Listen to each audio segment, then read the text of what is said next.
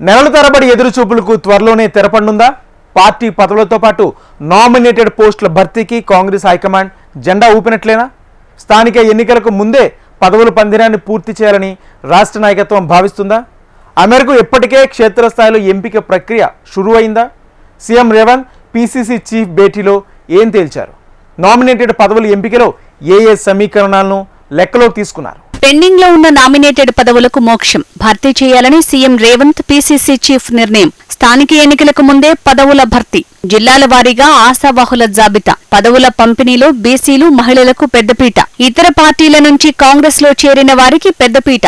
ఎన్నాళ్లో వేచిన ఉదయం అన్నట్టుగా మారింది కాంగ్రెస్ పార్టీలో నామినేటెడ్ పదవుల భర్తీ.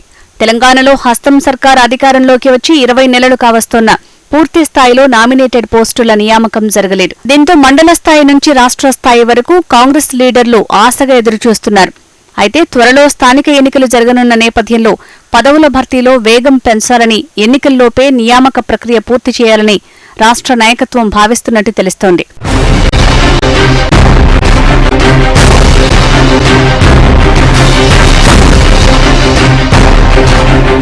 స్థానిక సంస్థల ఎన్నికలకు ముందే పెండింగ్ లో ఉన్న నామినేటెడ్ పదవులను భర్తీ చేయాలని ముఖ్యమంత్రి రేవంత్ రెడ్డి పీసీసీ చీఫ్ మహేష్ కుమార్ గౌడ్ నిర్ణయించారు.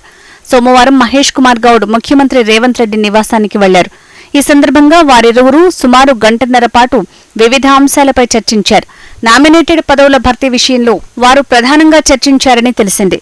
ఎన్నికలకు ముందు పదవుల భర్తీ చేసినట్లయితే పార్టీ నాయకులు, ద్వితీయ శ్రేణి నాయకులు, కార్యకర్తలు ఉత్సాహం రెట్టింపవుతుందని వారు భావించారు. జిల్లాల వారీగా ఇన్ఛార్జి మంత్రులు, పార్లమెంటు ఇన్ఛార్జీల నివేదికలతో పాటు ఆశావాహుల జాబితాలను పరిశీలించి అర్హులైన వారికి పదవులు ఇచ్చేందుకు జాబితాలు రూపొందించాలని నిర్ణయించారు. నామినేటెడ్ పదవులకు ఎంపిక చేసే విషయంలో సమతుల్యత పాటించాలని వారు భావించారు.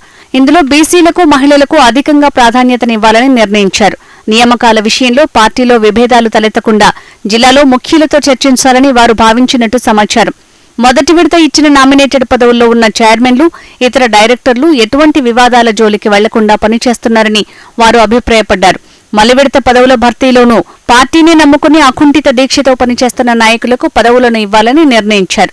దీంతో పార్టీ మరింత బలోపేతమవుతుందని వారి చర్చల సందర్భంగా ప్రస్తావన వచ్చినట్లు సమాచారం. వివిధ కారణాలతో ఇతర పార్టీల నుంచి కాంగ్రెస్ లో చేరిన వారిలో సీనియర్లకు కొన్ని పదవులు ఇచ్చి గౌరవించుకోవాల్సిన అవసరం ఉందని వారు భావించారని తెలిసింది. క్షేత్రస్థాయి నాయకత్వానికి ఈ వారంలోనే పదవుల పంపకానికి కాంగ్రెస్ పార్టీ శ్రీకారం చుట్టింది. రాష్ట్రంలోని పలు కార్పొరేషన్లు, బోర్డులకు డైరెక్టర్లు, సభ్యుల నియామకాలను పూర్తి చేయాలని ముఖ్యమంత్రి రేవంత్ రెడ్డి పీసీసీ చీఫ్ మహేష్ కుమార్ గౌడ్ నిర్ణయించారు. దీంతో నామినేటెడ్ పదవుల కోసం మండల, జిల్లా స్థాయి కాంగ్రెస్ నేతల ఎదురుచూపులకు మోక్షం కలగనుంది. క్షేత్రస్థాయిలో పార్టీ కోసం పనిచేసే నాయకులు, కార్యకర్తలకు జిల్లా స్థాయిలో నామినేటెడ్ పోస్టులు ఇవ్వటంలో జాప్యం జరుగుతుండటంపై ఇటీవల సీఎం రేవంత్ రెడ్డి అసహనం వ్యక్తం చేశారు. ప్రభుత్వం ఏర్పాటై ఏడాదిన్నర దాటినా జిల్లా స్థాయిలోని నామినేటెడ్ పోస్టులను ఎందుకు భర్తీ చేయటం లేదని ఇన్ఛార్జి మంత్రుల్ని ప్రశ్నించారు.